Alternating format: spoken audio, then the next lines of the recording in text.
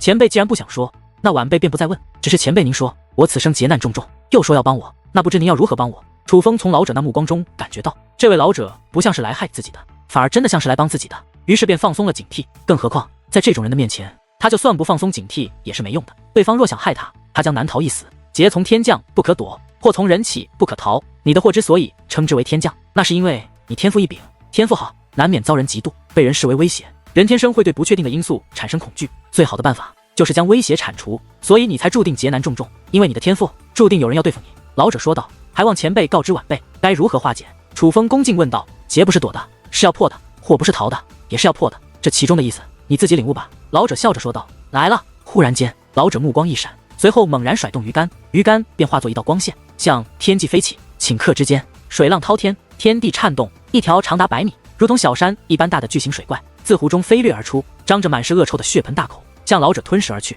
此物一出，一股凶猛的威压也是横扫开来，哪怕楚风与毒万物距离那毒湖很远，也是被那威压吹出数里开外，才算稳定身形。是湖中毒物，由毒气而成，没有灵智，只有杀戮之心。他竟已成武帝。看到那怪物，毒万物惊呼出声，因为这毒物比他预想的还要厉害，不是半帝巅峰，竟是武帝级别的。虽然没有灵智，但的确具备一品武帝的力量。此刻不只是毒万物一脸吃惊，就连楚风也是目光凝重，毕竟这毒物实在太可怕了，不仅自身实力强横，位于毒湖之中，他更是占尽了地利之势，将湖中毒力为他所用。可是哪怕如此，那老者却依旧是面不改色，波澜不惊。收！就在这时，那老者忽然轻喝一声，那体型硕大的毒物竟然消失不见。与此同时，那老者也是消失不见，就连那水浪翻滚的湖面也是恢复成了先前的样子，就仿佛什么都没发生过一般，宁静的有些诡异。这毒物虽不能离开五毒山，却可离开毒湖，你二人路过此处，就算不自毒湖而过，也必遭受他之袭击。我替你们破掉此劫，剩下的只能靠你们自己了。虽然毒物与老者都消失不见，可是老者的声音却再度响起，只不过这声音落下之后便再没有出现过。无论楚风怎样感谢，那老者都未曾回答。楚风，那是什么人？毒万物问道。不知道，我不认识他。楚风回道，他很强，连那一品武帝级的毒物他都能轻易对付，若不是他出手，也许我们真的要成为那毒物的腹中之物。可是无缘无故的，他为何要帮你？毒万物一脸复杂的看着楚风，自打出了毒魔谷，他对楚风的看法便在不断变化。先是楚风自身的成熟、缜密的思维以及行事的手段，让他为之叹服，感到自愧不如。如今还有这样的强者帮助楚风扫平道路，这就更让他对楚风刮目相看。论背景，楚风似乎比他雄厚得多，这也让他些担心。毕竟楚风帮他，可是受威胁的。他毒族这样威胁楚风，而以楚风的实力，若是想报复他毒族，怕是他毒族也将要吃不了兜着走。你问的也是我想知道的，算了，别想了，还是取谷要紧。毕竟那黑煞随时回来，我们还要尽快回到罗家。楚风微微一笑，随后便向前方行去。其实此刻楚风的心里很是高兴，因为这位神秘老者的出现，楚风知道不会是无缘无故的。这位既然肯出手帮楚风这一次，很可能就会出手帮楚风第二次。而以这位的实力，莫说黑煞的虾兵蟹将，就算黑煞的2位首领来了，怕也不是那老者的对手。虽然楚风不能保证这位神秘的老者是否会再度出手帮自己，但至少有这样一个机会，只要有机会就多了一丝保障，这叫楚风如何能不高兴？楚风，他先前说的劫不是躲的，是要破的；祸不是逃的，也是要破的，是什么意思？忽然毒万物问道。这很简单，举例说明，有人要对付你，你不能一味的逃，而是要收拾掉对付你的人才行。正所谓斩草要除根，他其实就是这个意思。楚风说道。看来他真的是要帮你。毒万物说道。此话怎讲？楚风问道。看得出来你有仇家，但以你现在的实力，显然不具备对付你仇家的实力。可是他说过要帮你，不就是在暗示要帮你对付你的仇家吗？毒万物说道。借你吉言吧。听得毒万物的话后，楚风又笑了笑。那位神秘老者不知来历，不知缘由，可是不管他有什么理由要帮自己，有什么目的要帮自己，楚风都希望他真的愿意帮助自己，因为眼下的楚风真的需要武帝强者来为自己撑腰。楚风二人按照地图前行，终于寻得一个洞眼。这洞眼很是隐秘，若是没有地图，根本就寻找不到。换句话说，就算是寻找得到，但若没有毒万物手中的钥匙，也是进不去。毕竟毒魔可是龙纹级黄袍界灵师，他老人家的手段，哪怕楚风也很难解开。而进入其中，一股浓郁的毒气便扑面来，哪怕楚风百毒不侵，可也是眉头一皱。这里面未免太恐怖了一些，怕是阴森2字都难以形容，唯有地狱2个形容此处更为贴切。到处都是死尸，并且不是白骨，而是腐烂的死尸。不仅是人类，更多的是妖兽。可怕的妖兽，体型最大的足有上千米长，宛如一座山脉，坐落在远方。那是一只武帝级的妖兽，并且不是寻常的武帝，怕是曾称霸一方的妖王，生前实力应该极强。楚风不知道毒魔是如何做到让这些尸体万年不腐的，但楚风知道这些尸体就算没有腐，可也没有一丝力量，就连本源都被吸收得干干净净。而楚风能够感受得到一股力量仍在吞噬着这周遭的一切，甚至当楚风二人进入此处后，那力量便化作无形的大手，想要在无形之中撕碎楚风与毒万物的肉身，偷取他们的内脏。破开他们的丹田，夺走他们的修为，是要活生生的吞噬掉他与毒万物。若不是楚风与毒万物本就具有抗毒的能力，怕是这股力量就能让楚风与毒万物死在的此处。那是一股很邪恶的力量，传自于这浩瀚地底的深处。这里所有可怕的情景，都是那邪恶力量所造成的。此处乃大凶之地，原来你也会紧张。楚风看向了毒万物，他能够听到毒万物心跳加快，呼吸变得急促的声音。老实说，先祖的手段真的把我吓到了。毒万物苦笑一声，随后说道：治蛊之法分很多种，此处是最凶的一种。我不想瞒你，此处有危险。其实你可以不陪我进去，来此之前我就知道这里有危险了。既然答应了帮你，我就已经做好了冒险的准备。走吧。楚风微微一笑，便踏着尸山血海继续向前行去。相比于毒万物，他反而更加的从容淡定，因为有地图在手，上面详细的记载了破解之法，再加上楚风的感应力本就敏锐，当年毒魔所设下的种种机关陷阱都难不住楚风二人，被他们轻易破解。一路前行，他们终于来到了此处的最深处，而浮现在他们面前的乃是一个古老的坛子。那坛子不过酒坛模样，酒坛大小，可只看一眼，楚风就知道此物很是凶险。那股邪恶的力量正是源自于这酒坛之中，这说明他们要拿的蛊就在那酒坛之内。可是仔细观看之后，哪怕楚风也是眉头紧皱，目光中闪现出隐隐不安。毒万物，我想问一问，眼前之蛊，你先祖究竟是用什么制成的？楚风知道，蛊一般是由毒虫制成，厉害的蛊也可用恶灵制成。总之，制蛊的方法有很多，蛊的作用也有很多，但是制蛊却很难。制蛊本就是邪门歪道，并且风险越大，收获越大。自古以来，制蛊之人被蛊反噬而死者不在少数。制蛊可以说是界灵师的大忌，而眼前的蛊所散发的凶险之气实在太强，并且已然大成，说明此蛊绝对是相当的厉害。这似乎不是由毒虫制成的蛊，也不是由恶灵制成的蛊，很可能这是拿活人制成的蛊。活人制蛊，这是禁忌之法，最难掌控，也最为凶险。毒魔用15000年的时间来制此蛊，若真是拿活人炼制，那也绝对不是寻常的活人，定是顶尖的高手。而楚风也知道，毒万物来取此蛊，其实是想拿这只蛊提升修为的，所以他真的很好奇，这究竟是一只什么蛊？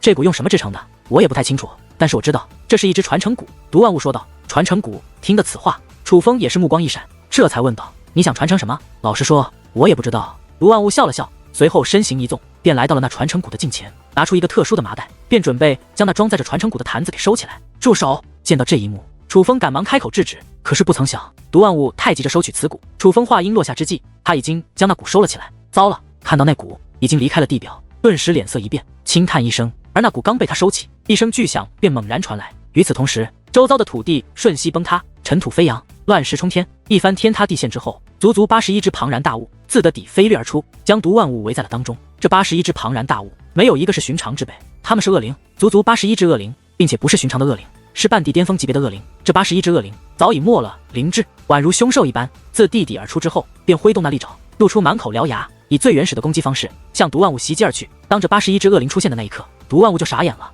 任凭他贵为天赐神体，毒魔传人，战力滔天，可还只是4品半地的他，怎么想也不是这81只恶灵的对手。然而就在这千钧一发之际，楚风却是化作一道流光，穿过那恶灵，来到了毒万物的身旁。降魔咒。靠近毒万物后，楚风猛然怒喝一声，随后道道金色的符咒自楚风体内爆射而出，化作一道防护罩，将楚风与毒万物包裹在了其中。紧随其后，楚风再度催动，那金色的符咒便化作道道锁链，射向了81只恶灵，将他们的手脚缠绕了起来。接触到那金色的符咒，那些恶灵顿时惨叫连连，而凡是被那金色符咒所接触的身体，也是开始散发出滚滚浓烟。这乃是克制恶灵的降魔咒。降魔咒天生克制恶灵，可是眼下的恶灵却非寻常的恶灵，楚风只能与他们抗衡，却无法将他们收服，甚至就算抗衡，也是处于下风。走！楚风知道继续耗下去，他们必然要倒大霉，所以并未犹豫，取出一张符纸，放入了自己的靴子之上。那符纸接触到靴子，顿时消失不见，融入其中，而那靴子则是光芒闪烁，极为耀眼。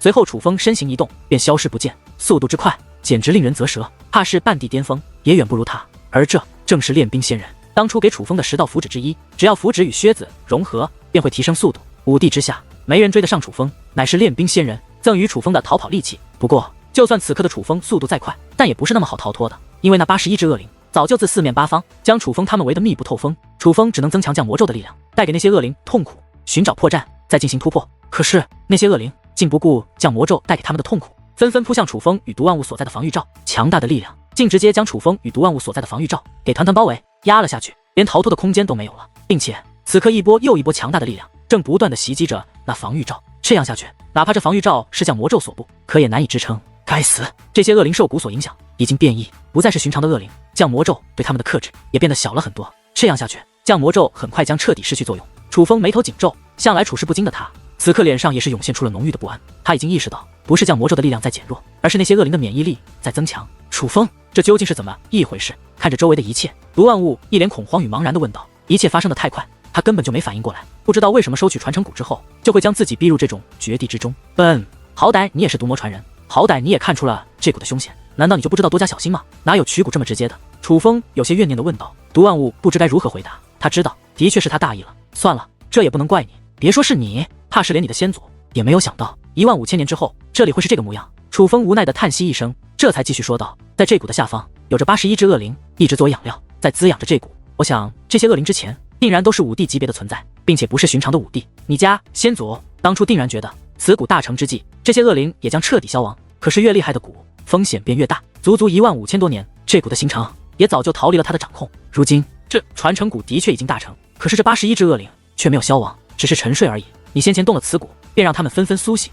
灵本就凶残，做了15000年养蛊养料的他们，如今更是杀性滔天。看到你我，怎会放过？楚风苦笑连连，他真没想到毒万物想来性格沉稳，可是今日却这么急着要取这传承蛊。他只是少说了一句，就酿成了大祸。都怪我，是我太心急了。那我们现在该怎么办？毒万物一脸的悔恨，已经被团团包围了，我这降魔咒也撑不了多久。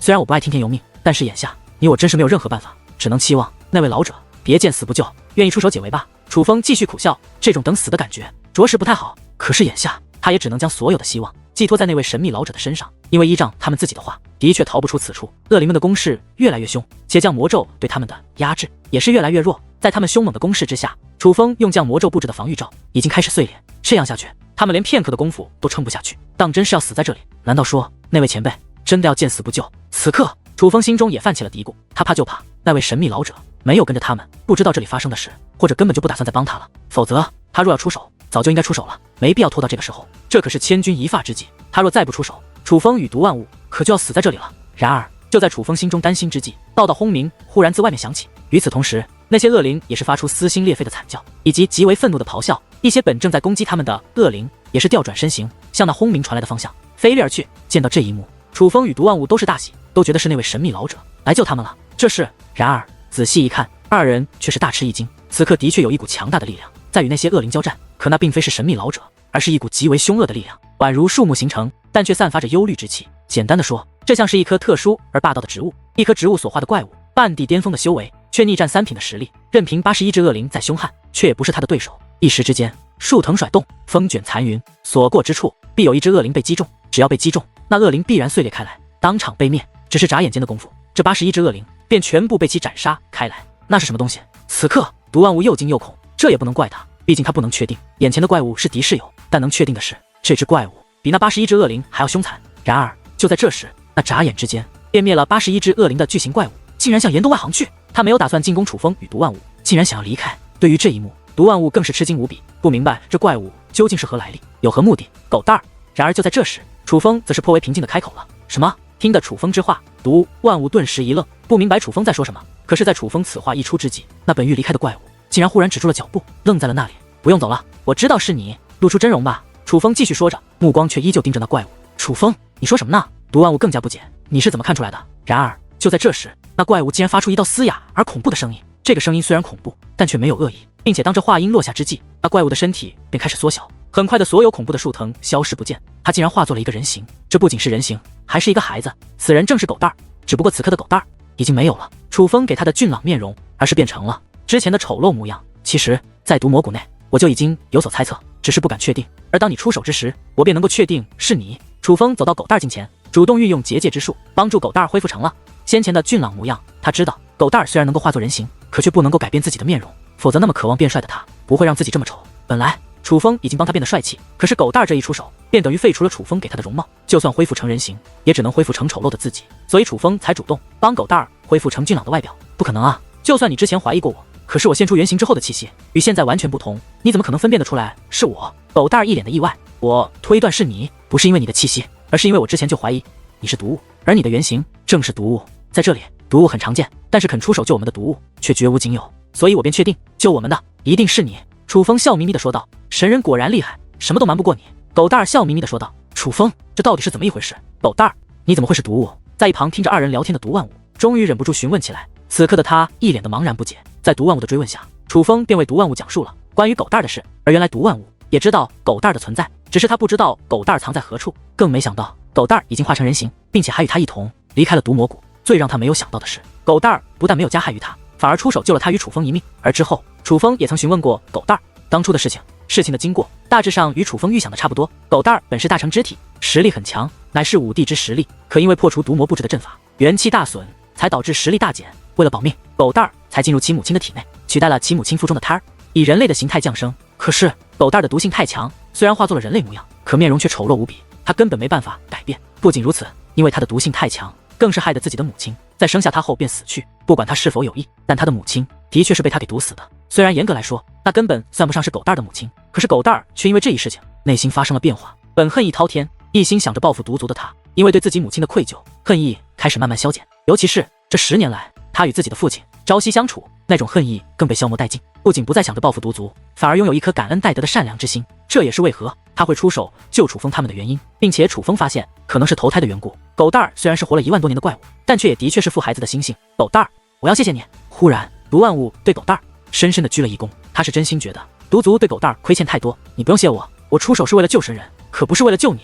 狗蛋儿瞥了瞥毒万物，可以看出来，就算他不打算报复毒族了，可对毒族还是有着很深的怨念的。毕竟毒族利用了他那么久，困了他那么久，那我也要谢谢你，谢你不杀之恩。毒万物再度深鞠一躬，这个是真的，我现在若想杀你，就像踩死一只蚂蚁。狗蛋儿颇为得意的说道，你们2个差不多就行了，我们该回去了。万一黑煞的人来，以罗家的实力可挡不住。楚风笑着说道，放心吧，有我在，黑煞的人别想欺负罗家。狗蛋儿挥着小拳头说道，别看他这个样子，看着很是好笑，可是他先前的凶残，楚风与毒万物可是见识过的，所以丝毫不怀疑他的实力。而看着这样的狗蛋儿，楚风则是放心了很多。寻常的毒物大多天性凶残，而狗蛋儿却心地善良，这说明他不仅不会害人，还会助人，乃是好事一件。那我们便回去吧。楚风说话之间便欲离去。楚风等等，可就在这时，毒万物却忽然开口阻拦。怎么了？楚风问道。楚风，这个你服下吧，能解你丹田内的蛊毒。毒万物说话之间将一颗丹药递给了楚风。原来解药在你这里。楚风笑了笑，随后说道，你现在便给我这解药，就不怕我食言，不送你回毒魔谷吗？实不相瞒，我出了毒魔谷便没有打算回去，你服下这解药吧，你服下它，我的心里才会好受一些。毒万物说道，真的不必了，不是我不服，只是我的体内已无蛊毒，真的没必要再吃这解药。楚风说道，已无蛊毒什么意思？难道说香玉大人并没有真的在你的体内下毒？毒万物吃惊地问道。毒倒是下了，只是毒已经被解了。楚风微微一笑，随后便转身离去。狗蛋儿也是跟着楚风一同向外走去。而看着楚风那渐行渐远的背影，毒万物又看了看手中的解药，忽然他明白了楚风所说的意思，随后不由苦笑一声，将手中的解药收好，这才向楚风与狗蛋儿追了过去。回到罗家之后，楚风将他与毒万物伪造的隐身露水交给了罗家家主，并嘱咐他，黑煞的人若来，便将这隐形露水交给黑煞，并且楚风也将事先布置的所有结界收了起来。他不想让黑煞的人知道有他们在保护着罗家，他是想让黑煞轻敌。而说来也巧，就在当晚，黑煞的大军便杀了过来，自4面8方将罗家彻底封锁了起来。一时之间，罗家之人害怕到了极点，哪怕明知道有楚风他们暗中保护着罗家，可是他们仍然很是害怕。这也不能怪他们，因为黑煞此次竟是倾巢而出，那些虾兵蟹将不提，2位首领黑白骷髅就足以威慑整个罗家。黑白骷髅2位半地巅峰强者，逆战3品的战力，具备成为1代5帝的潜力，这也难怪他们敢口出狂言，说要成为5之圣土的第6恶人，与第7恶人与5大恶人齐名。此刻楚风与毒万物都没有现身，因为当黑白骷髅出场的那一刻，他们就知道他们就算出手也是没用，如今能救罗家的不是他们2个，而是狗蛋儿。但楚风与毒万物却在暗中观察着黑煞的一举一动，若真的要开战，罗家要应付的可不只是黑白骷髅2个人，而是整个黑煞。到了那个时候，他与毒万物还是要出手。罗家，我给你们最后的期限已经到了，现在只给你们2个选择，要么交出隐形露水，要么家破人亡，自己选吧。黑骷髅开口了，他身披斗篷，看不见容貌，但却散发着浓郁的杀气，语气之冰冷，处处彰显杀机。但是他也没有提自己的人被杀的事情，而是直接给出了罗家2个选择，干脆利落，只要结果，我愿意交出隐形露水，还请大人给我罗家一条生路。罗家家主按照楚风的吩咐，将隐形露水交了出去。不过他并没有亲自将隐形露水递给黑白骷髅，而是将隐形露水隔空送到了他们的手中。见着罗家家主交出隐形露水，黑白骷髅没有任何意外，仿佛这是他们预料之中的事情一般。接到隐形露水之后，2人仔细打量了一番，但却并没有立刻收起来，而是递给了身后的一个人。这个人同样身披斗篷，看不清他的容颜，感受不到他的气息，但是与黑白骷髅不同的是，他的斗篷很特殊，没有黑煞的标志，这说明他应该不是黑煞的人。不仅如此，最重要的是，身为黑煞首领的黑白骷髅对他竟然也是毕恭毕敬，这就更加说明他不是黑煞的人，是真的。那人仔细嗅了嗅，说出了这样一句话后，竟将那隐形露水收了起来。这个声音难道是他？而听得这个声音之后，楚风却是眼前一亮，与此同时，脸上也是涌现出一抹浓郁的意外之色。听得这个声音，楚风便想起了一个人，这个人本不应该与黑煞有任何关系，可是此刻他却出现在黑煞的大军之中，这也是楚风为何如此意外的原因所在。这个人乃是北唐地族的四皇子北唐子墨，虽然他掩盖了容貌，隐藏了气息，可是他的声音绝对不会错。楚风可以确定，这个声音一定是北唐子墨的。可是，身为北唐地族的四皇子，怎么会与黑煞这种势力同流合污？为什么黑煞得到隐形露水之后，没有自己留着，反而交给了北唐子墨？莫非他们之间有着什么见不得人的勾当？此刻，多个疑问在楚风脑中徘徊着。此前，楚风只是觉得黑煞要这隐形露水，只是为了害什么人？毕竟他们本身就是恶人，为非作歹，无恶不作。但是现在楚风发现，这事情远比他预想的要复杂得多。毕竟北唐子墨出身是如此的显赫，就算不与黑煞为敌，也绝对不该同流合污才是。不错，肯交出隐形露水，看来你还算有些觉悟。不过几日前我派往你罗家的人音讯全无，想必是被你们杀了吧？你们交出隐形露水，我本应该放过你们，可是你们杀我的人，这个仇我就不得不报。男人啊，将这罗家给我灭了！白骷髅冷声说道。杀！而白骷髅此话一落，不仅喊杀之声自四面八方响起，与此同时，滔天的杀意更是从天而降，笼罩了整个罗家。这一刻，罗家之人都紧张到了极点，因为黑煞的人可不只是装腔作势这么简单。在怒喝之时，很多人已是亮出兵器，施展武技，开始对罗家下了毒手。磅礴的威压笼罩下，罗家的许多人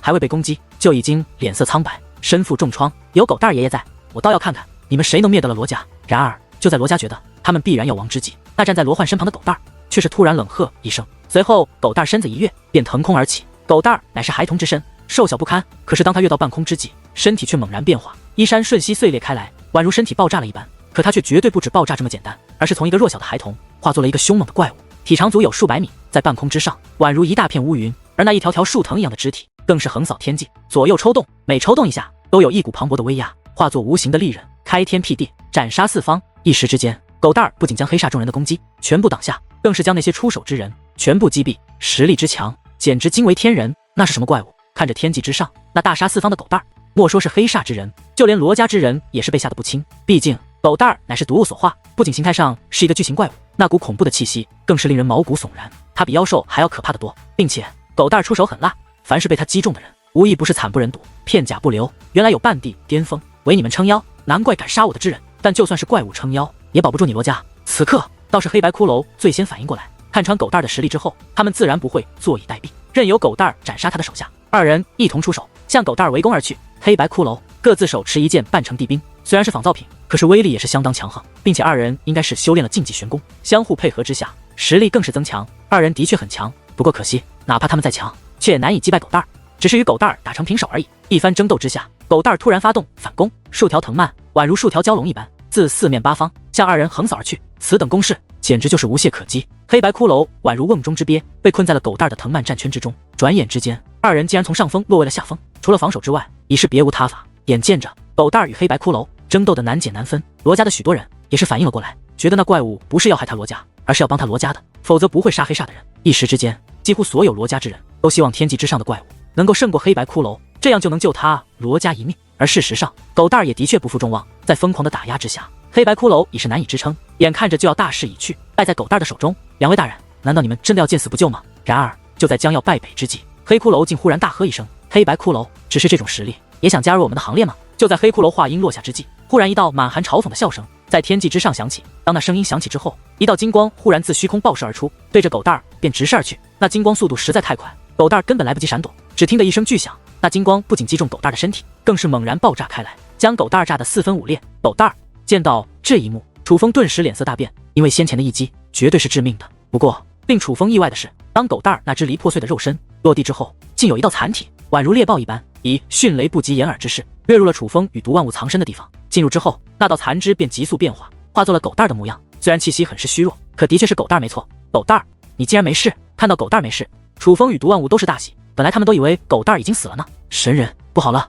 有五弟，咱们快走吧。五弟我可打不过。狗蛋儿一脸痛苦的说道。虽然保住了性命，可他却也是身负重创，已经无力再战。我知道，不仅是一个五弟，而是两个。楚风说话之间，再度将目光看向了外面，那先前发出金光的虚空之上。而果不其然，就在这时，一股磅礴的威压也是从天而降，笼罩了整个罗家。那是地威，真正的五帝之威。在这地威之下，罗家所有人之人都是瘫倒在地，丧失了反抗之力，就连许多房屋建筑都是爆炸开来，化成了飞灰。只是一道地威，便足以让整个罗家放弃所有希望，陷入绝望。而当这道地威降临之际，两道身影也是自天际之上浮现而出，站在了天际之上，竟然是他们。只不过令楚风意外的是，这二人竟也是两个熟悉的面孔。此时此刻，站在天际之上的两个人，一个是五大恶人之一，曾杀过涟漪丈夫与女儿的铁恶人，另一个竟是北唐地族之人，当初在仙人岛外为北唐子墨撑腰，曾经难为过楚风的那位一品武帝北唐志强。这北唐志强实在太嚣张了，竟然连面容都会遮挡，可以看得出来他是真的不怕有人认出他，想必已经做好了杀人灭口的准备。而事实上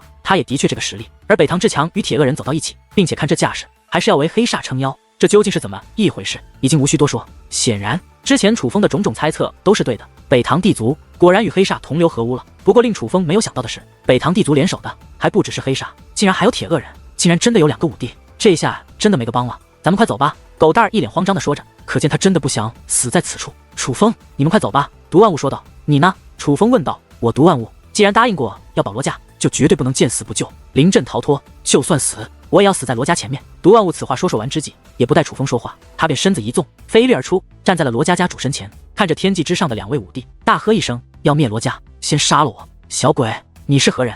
看到毒万物出现，铁恶人以及北唐志强也都是露出意外的表情。毕竟毒万物的实力在小辈之中也是顶尖的存在，按照他们的猜测，罗家不可能培养得出来这样厉害的小辈，所以他们第一想法就是毒万物应该是某位高人的弟子。我是何人？你们不用管。毒万物一脸坚决，已经做好了送死的准备。修为倒是不错，可惜凭你现在的实力还保不住罗家。不管你出自何处，师尊是谁，既然与这罗家同流合污，那今日你就必须要死。北唐志强杀心已起，不管毒万物天赋如何，他们都绝对不会放过。这个家伙真是蠢到家了。神人不要管他，咱们走吧。狗蛋儿对楚风劝道。不行，我不能见死不救，更何况武帝威压已经封锁了罗家，天上地下我们都走不掉。楚风摇了摇头。那怎么办？听得楚风之话，狗蛋儿也是没了主意。事到如今，也只能放手一搏了。楚风说道。放手一搏？怎么搏呀？那可是两个武帝。狗蛋儿说道。我倒有一个办法，也许能够博得一线生机。楚风说话之间，面容开始变化，恢复成了自己原来的模样。与此同时，楚风来到屋外，看着天际之上的铁恶人，笑着说道。铁恶人，想不到这么快我们又见面了。楚风，竟然是你！见到楚风，北唐志强以及北唐子墨皆是大吃一惊，他们万万也没有想到会在这里遇到楚风。楚风，你是当日的那个小鬼。而相比于北唐志强，此刻铁恶人的表情可就不只是意外那么简单，而是满脸的惊恐，甚至连身体都开始瑟瑟发抖。先前的威武霸气此刻早已不在，因为他不会忘记当日在天道拍卖场外所发生的事。当日就是因为他袭击了一个叫做楚风的年轻人，差点被一位强大的武帝斩杀，那件事情让他记忆犹新，现在想想仍然后怕不已。那对他来说简直就是一场噩梦，可是他怎么也想不到如今还会再遇到楚风，再遇到这场噩梦。看来你还记得我。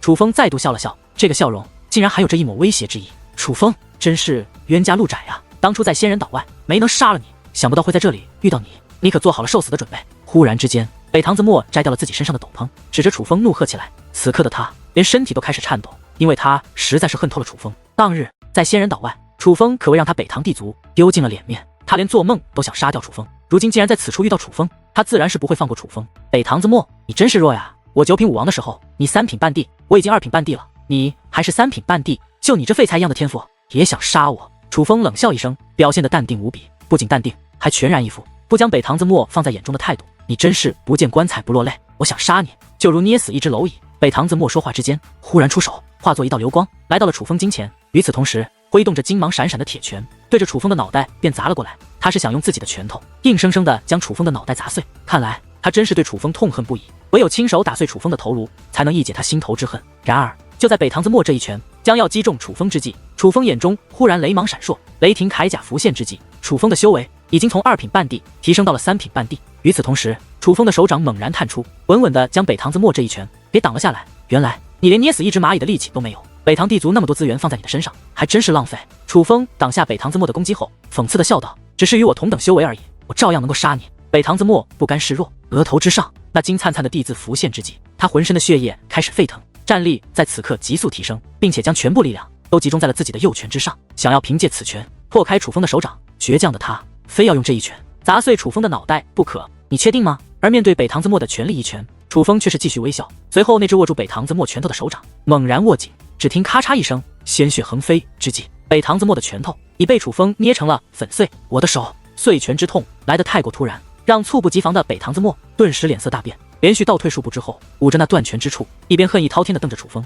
一边疯狂的惨叫起来。而这也不能怪北唐子墨没出息，实在是楚风这一掌不是寻常的一掌，那种碎骨之痛胜过寻常10倍不止。别说是北唐子墨，几乎任何人都都难以忍受这样的痛。楚风，你竟然拥有逆战4品的战力！而这一刻，天际之上的北堂志强也是剑眉倒竖，面容大变，那看向楚风的目光变得更为复杂，也变得更为冷冽起来。他已经发现楚风的战力乃是逆战4品，否则他不可能轻而易举的将同为3品半地，并且还动用了地级血脉的北堂子墨。但是逆战4品的战力，整个5之圣土目前为止只有那精灵王国的小公主有，如今楚风竟然也有，这实在是太可怕了一些。他真是没有想到，当初在仙人岛遇到的不起眼的小鬼，竟然拥有如此可怕的潜力，居然被你发现了。楚风笑了笑，一点也不谦虚，相反还满是讽刺之意。看来今日无论如何也是留你不得了。北堂志强说话之间，眼中的杀意更浓，他准备亲自出手除掉楚风。如果说之前的楚风还有一线生机，那么现在在北堂志强眼中，楚风是无论如何也不能留了。他非常清楚，楚风这样的敌人必须尽早铲除，若是成长起来，乃是绝对的大患。然而面对北堂志强的狠话，楚风却是哈哈大笑，笑得众人一脸茫然，不知所措。杀我？你觉得你有这个实力吗？一阵大笑之后，楚风的眼中忽然寒芒一闪，竟然威胁起了北堂志强，真是大言不惭。就算你天赋异禀，可你如今只是区区半地，我若杀你，你还能逃得掉不成？听得此话，北堂志强也是冷笑一声，而在他说话之间，便要动手，想要解决楚风。住手！然而就在这时，铁恶人却忽然挡在了北堂志强的身前，拦住了北堂志强，拦住了他的攻势。铁恶人，你做什么？北堂志强有些愤怒地质问道，因为他不明白铁恶人为什么要帮着楚风。北堂志强，此子不能动啊！他身后有3品5地撑腰，你若动手，那3品5地必然出手，取了你我性命，咱们都别想活。铁恶人一脸惊恐地说道。什么？而听得此话，北堂志强也是一愣，想一想铁恶人的话，再看看楚风那有恃无恐的模样，他也是收回了自己的杀意，以传音的方式对铁恶人问道：你是怎么知道的？此事说来话长，但今日一幕我也曾遇到过，当时楚风就在我手里，我意念之间便可取其性命，可就在我将要出手之时，那位便出手了，他的气息实在太强，胜我数倍不止，2品5地也不可能给我那样的压迫感，至少也是一位3品5地。那人一直在暗中保护着楚风，不然这楚风也不会这么有恃无恐。依我看，今日还是算了，若是逼的那位出手，倒霉的可就是咱们了。铁恶人也是小声说道。此话当真？北堂志强问道。这种事情我怎么会骗你？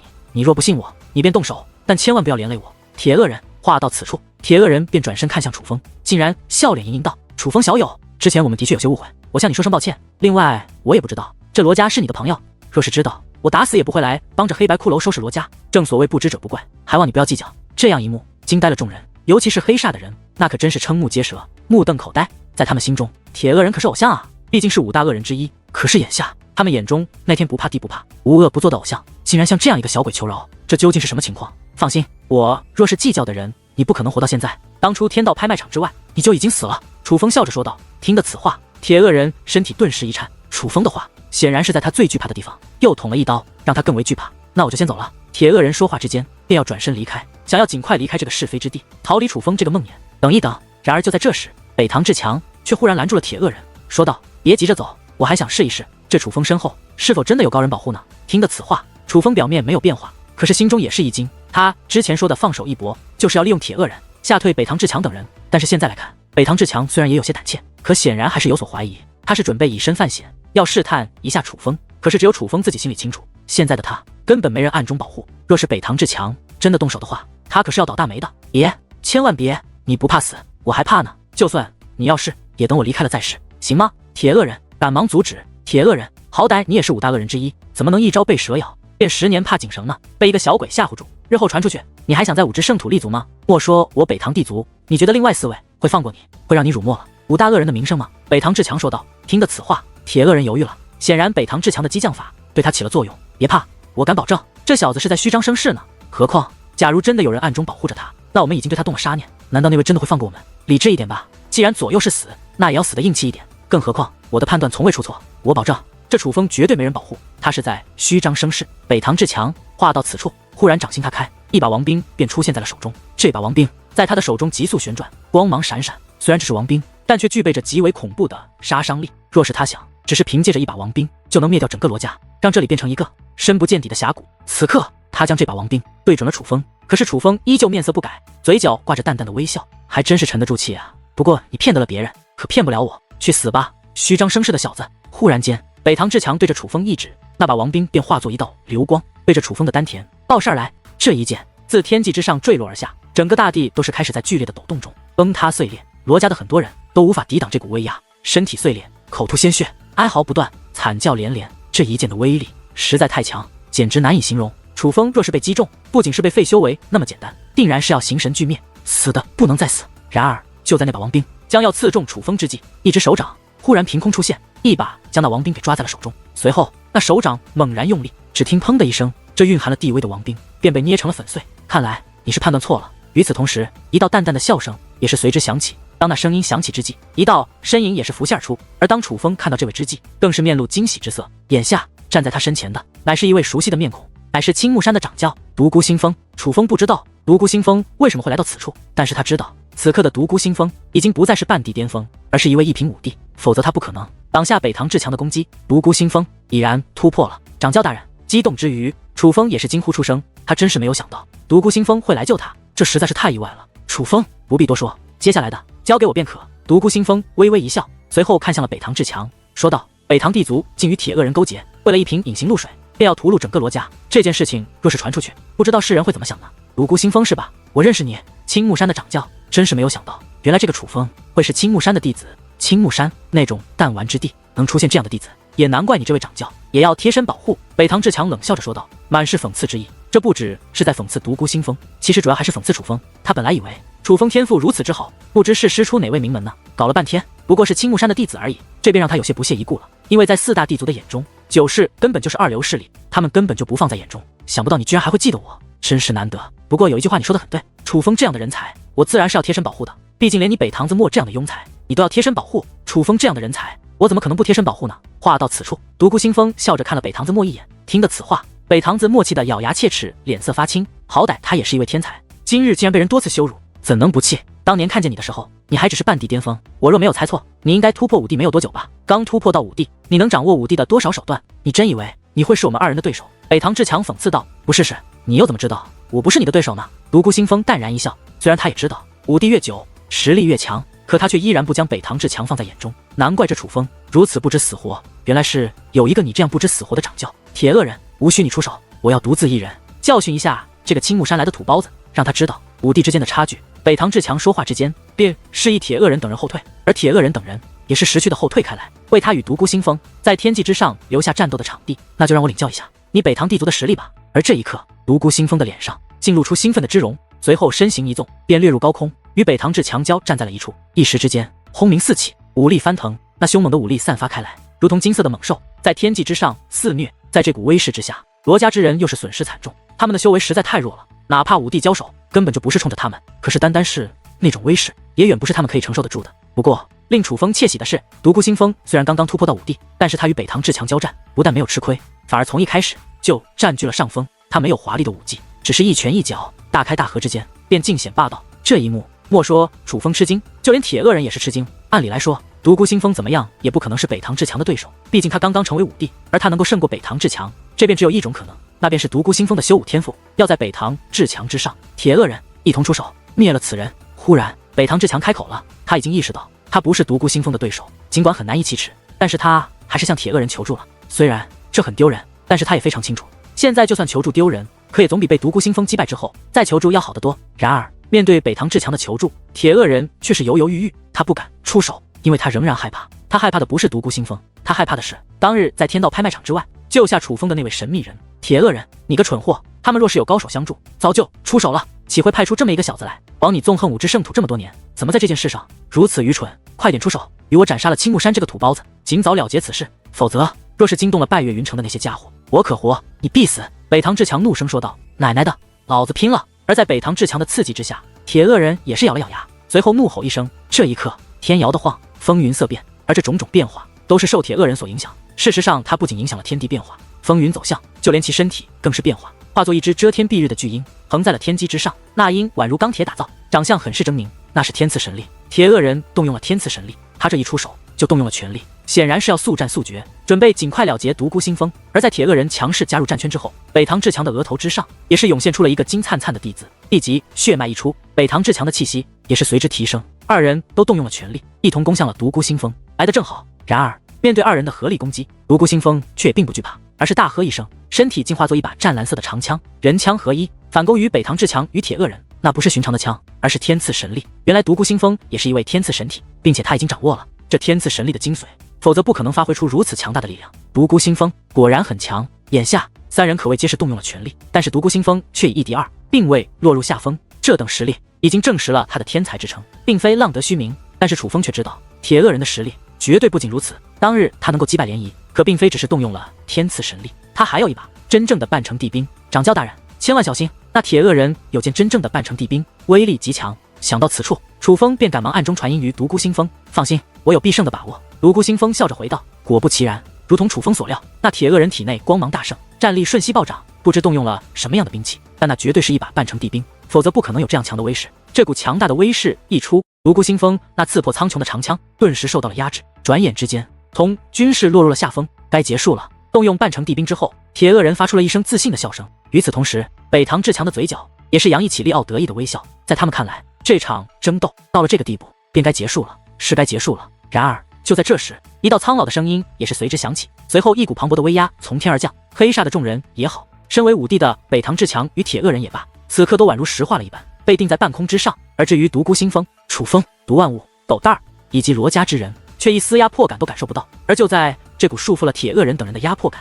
从天而降之际，三道身影也是自半空之上浮现而出。那是三位年迈的老者，个个都是武帝的修为。一位红脸老者杀气腾腾，有着一品武帝的修为；还有一位白脸老者，他正气凛然，负手而立，有着二品武帝的修为。最厉害的是，站在中间的那位老者，他看似瘦弱，可却仙风道骨，竟有着三品武帝的修为。但是这三位老者此刻身上却都穿着相同的服饰，并且有着相同的标志，那是青木盛会的标志。这三位显然都是青木盛会的人。而最让楚风吃惊的，也正是这位站在中间的老者，因为这位老者楚风见过，乃是当日在五毒山内位于仙湖之上垂钓的老者。原来这位老者是青木盛会的人。饶命，大人饶命啊！我本不想对楚风小友出手，完全是那北堂志强威胁于我，大人要算账就找他，还请放我一马。这一刻，铁恶人已然从那只钢铁巨鹰化作了本来的面貌，他大汗淋漓，脸色发青，是慌了。先前还自信无比的他，此刻是彻彻底底的慌了。他先前一直害怕的就是楚风身后的那位高人。本来在北堂志强的劝说下，他觉得那位高人可能不在，但现在可倒好，他最害怕的三品武帝不仅在，而且还出手了。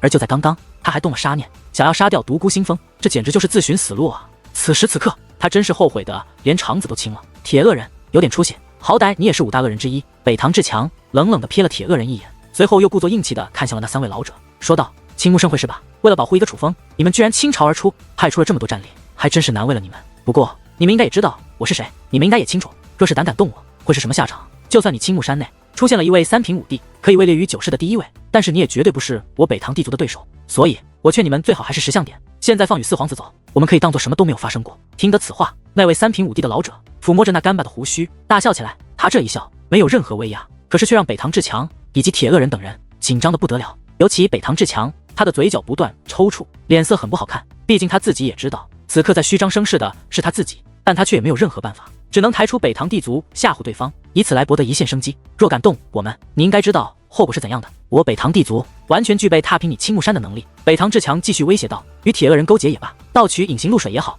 你想做什么为非作歹的勾当，其实都不关我的青木山的事。可是你想杀楚风，这我就绝对不能忍。莫说你是北堂地族的人，就算你是三府的人，今日我也绝对不会让你活着。”老者话到此处，眼中的笑意更浓。可是忽然之间，北堂志强的面容变得扭曲起来，随后只听砰的一声巨响，他竟然自爆开来，形神俱灭，死的不能再死！大人饶命，大人饶命啊！见到这一幕，铁恶人赶忙开口求饶，急得眼泪都流了出来。也就是他被定在了半空之上，不能动，否则他一定会磕头求饶，因为他真的不想死，也很怕死。事实上，不止铁恶人在求饶，黑白骷髅以及黑煞的很多人都在求饶。他们虽为恶人，可终究是人，都是贪生怕死之辈。这一刻，唯一一个没有求饶的，竟然是北堂子墨。倒也不是他有骨气，只是他已经吓傻了，亲眼目睹从小便保护他的北堂志强暴铁儿王，他受到了极大的刺激，因为他一直记得北堂志强的霸道，尤其是在对外人之时。北堂志强何时吃过亏，向来都是人们敬他而远之的。但是今日他却被杀了，所以北堂子墨知道这一次他是真的完了。可他万万也没有想到，他北堂子墨会栽在楚风的手里，这个当初在他眼中不入流的小子手中。就在这时，北堂子墨的身体忽然爆炸开来，在北堂志强被杀之后，他也是紧接着被杀。而在此之后，阵阵闷响宛如鞭炮一般连续响起，充斥了这方天地。但那不是鞭炮的声音，而是人体爆炸的声音。黑煞的所有人都死了，哪怕是五大恶人之一的铁恶人也死了。眨眼之间，那封锁了罗家的所有人死得干干净净，一个不剩。虽然斩杀了这么多人，可是那位三品武帝的老者却依旧面容带笑，没有一丝动容，乃是真正的杀人不眨眼。而在斩杀众人之后，他也是取出一个乾坤袋，将铁恶人他们身上的乾坤袋以及宝物全部收入了自己的囊中，这才飞落下来到了楚风的近前，笑道：“楚风，我们又见面了。前辈，您居然是此客！楚风真的是喜出望外，已经不知道该如何形容自己的心情了。原来这位神秘的老者竟然是青木山的人，这样看来他是一定会帮自己了。只要想到自己有这样一个后盾，那如今面临着南宫地族通缉的楚风，心里可真是舒服不少啊，就像是无家可归的孩子，终于找到了依靠一般，并且还是一个能为他撑腰的依靠。楚风，我来为你介绍一下，这位是我青木盛会的关红长老。独孤星风指着那名红脸老者介绍道。楚风拜见关红长老。见状，楚风赶忙抱拳施礼。这位既然是青木盛会的长老，于情于理，楚风都该施礼，因为论辈分，他也真的算是楚风的前辈。毕竟楚风是青木山的弟子。而别看那位红脸老者一副凶相，但是看向楚风之时，目光却很是和善，并且在楚风施礼之时，很是赞赏的点了点头。至于这位，可就厉害了，乃是我青木盛会的会长大人。独孤星风又看着那位白脸老者介绍道。听得此话，楚风颇为吃惊，他本以为那位道骨仙风的老者会是青木盛会的会长，现在来看他是猜错了。可是会长大人明明已是青木盛会的最高存在，是青木山真正的掌控者。若是这位白脸老者是青木盛会的会长的话，那么那位实力明显更强，并且也穿着青木盛会服饰的老者又究竟是谁呢？楚风拜见会长大人。尽管楚风心里泛起了嘀咕，可是还是赶忙向那位白脸老者施礼。青木盛会的会长大人，无论身份还是地位，那可都是青木山内最高者，独孤星风也是远不如他。楚风身为一名弟子，能够得到见到会长大人已是不错，可是会长大人竟然还暗中保护于他，这就更让楚风心生感激了。楚风小友，不必客气，老夫名为尹成空，小友若不介意，大可叫我一声尹前辈，不必会长这样叫，反而疏远了你我的关系。相比于那位关红长老，这位会长大人对楚风更是爱戴的很，可以看得出来他很是欣赏楚风。至于这最后一位，那可就更厉害了，我不必介绍，只要告诉你他的名字，你就什么都懂了。一番介绍之后，独孤星风故弄玄虚的看向了那位道骨仙风的老者，这才说道：这位便是百里玄空大人。百里玄空听得此话，楚风顿时一惊，他是真的吃惊无比，那种感觉就如同是平静的湖面忽然掀起了滔天巨浪一般。百里玄空是谁？自打楚风刚刚进入五之圣土，楚风就听过他的大名，此人乃是青木南陵的开山祖师，当年青木山最强的大人物之一。可是百里玄空不是早就死了吗？怎么可能还会出现在他的面前？况且楚风当日在羽化宗的古塔内曾看过百里玄空的雕像，那雕像与眼前的百里玄空根本就不是一个人啊！我明白了。一番猜测之后，楚风恍然大悟，因为当日在那古塔之内背对着那百里玄空雕像的时候，楚风感受到了一道目光，那目光是自百里玄空的雕像内发出的。虽然楚风转身仔细查看之际，根本就没有发现目光，让当时的楚风觉得那很可能是一个错觉。但是现在当面对这位百里玄空的时候，楚风发现此人的目光与他当日在古塔内感受到的目光一模一样。果不其然，此人就是百里玄空。青木南陵的开山祖师不仅没有死，相反他如今还是一位三品5地级的高手，能南宫地族的族长，南宫北斗相抗衡的超级强者，在整个五之圣土都能排得上名号的大人物。南陵弟子拜见祖师大人。忽然之间，楚风便要屈身向百里玄空师以跪拜大礼，因为这位在他的心中的确是一位举足轻重的大人物，并且他不是以青木山弟子自居，而是以青木南陵弟子自居。毕竟这位乃是青木南陵的开山祖师，楚风都是自家人，就不必多礼了，否则显得生分。可是还不待楚风跪下，百里玄空便亲自伸手搀扶住了楚风，那种欣赏与爱戴已是不言而喻。祖师大人，楚风真的没有想到您还活在世上，这件事若是让南陵的人知道，不知会多么的激动。楚风说的是心里话。青木南陵在楚风出现之前可谓饱受欺辱，就算楚风成名之后，青木南陵也没有想象中那么风光。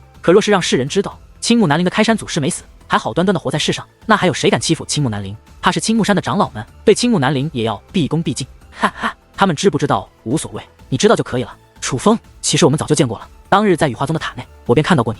百里玄空笑眯眯的说道。对，晚辈还记得，只是祖师大人，那雕像与您现在并不像。楚风说出了心中的疑问，那雕像根本不是我的，而是我芝芝有的。百里玄空笑着说道。原来是这样，祖师。楚风还有一个疑问，当日在咒土门暗中出手救我们的，可是您？楚风再度问道。这一直是楚风心中的一个疑问，他总觉得当日暗中救他们的人不像是巧合，而是有人故意帮他们，而楚风一直想要知道是谁在帮他们。现在来看，最有可能的就是百里玄空了，毕竟实力上关系上都对得上，他有出手救楚风等人的理由，也有出手救楚风等人的实力，的确是我。百里玄空笑着点了点头，随后又说道。当日你进入古塔之时，我正在闭关，急着想要突破修为，便没有出来找你。可是我的心里可一直牵挂着你，想知道你究竟能否成才，是否我一直想等之人。而当我出关之时，刚好是九世狩猎结束之日。虽然我没能看到你在九世狩猎时的风采，可却也看到了你与秦问天交手的一幕。你的修为进步的实在太快了，比我预想的还要快得多。当时我便确定，当初在创建青木南陵没有白见，这么多年我也没有白等。我百里玄空总算等来了一个值得培养的弟子，但我也不想让你知道我的存在，我怕你知道我会保护你，便心生傲气，无端的招惹是非，所以便暗中跟着你。而你之后所遇到的所有事，我几乎都知道。当然了，剧毒云海之内发生的事，我并不全然知晓，百里悬空笑着说道。